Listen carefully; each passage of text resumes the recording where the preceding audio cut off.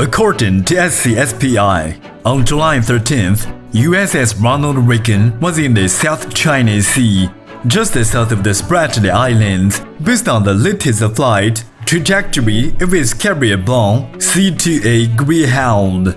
USN 7th Fleet confirmed soon that the U.S. Navy Ronald Reagan Carrier Strike Group is conducting maritime security operations in South China Sea for the first time during its 2022 deployment on July 13th. The strike group includes cruiser USS Antietam CG-54 and destroyer USS Higgins DDG-76. Since the end of this May, departed from Yokosuka, Japan, USS Ronald Reagan Carrier Strike Group has been operating in the Philippine Sea, which passed through Ballabac Strait westbound on July 12th.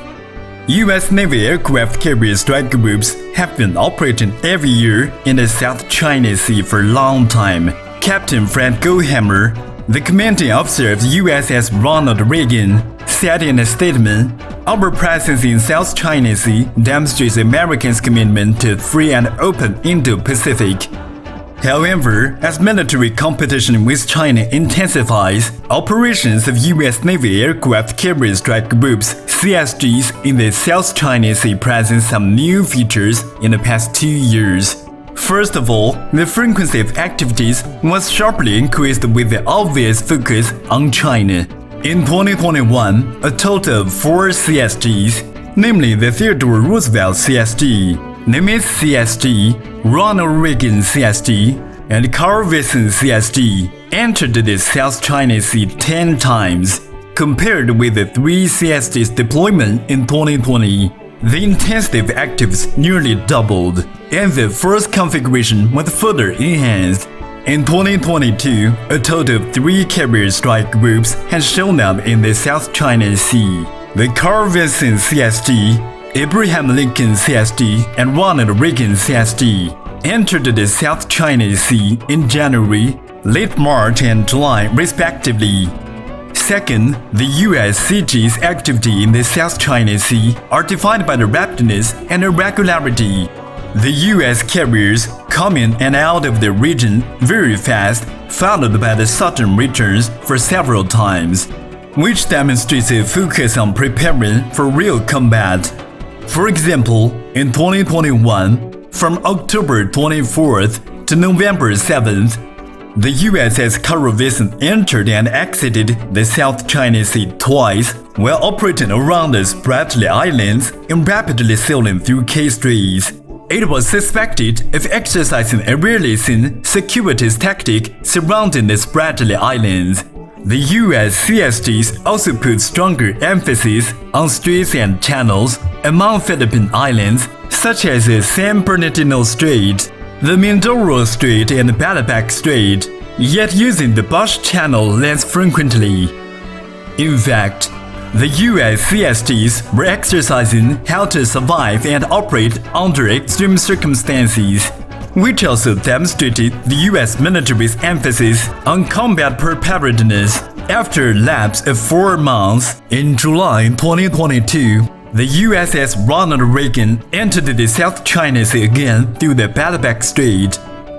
During this period, the U.S. military announced that it would use the experience of the last heroic shield to conduct exercises in South China Sea. Third, the U.S. CSG is more and more integrated into the entire military system.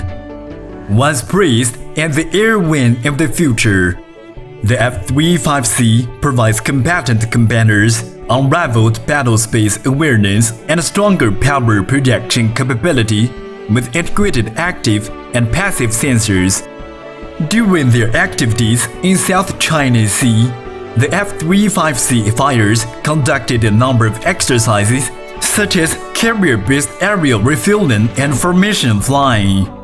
In late August, the F-35C fighters, along with U.S. Air Force B-528, conducted a joint anti-access area denial A2/AD mining exercise to the north of Guam.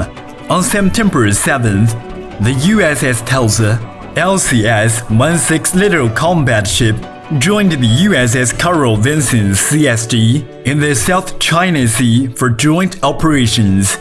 The integration marks the first time an LCS has operated as a part of Carrier Strike Group in the U.S. 7th Fleet Area of Responsibility.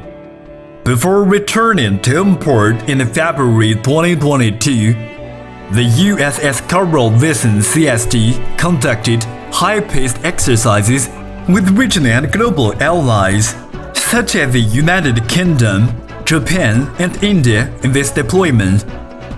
Looking forward, the U.S. warships and aircraft carriers will come to the South China Sea more frequently, with the confrontation level intensifying.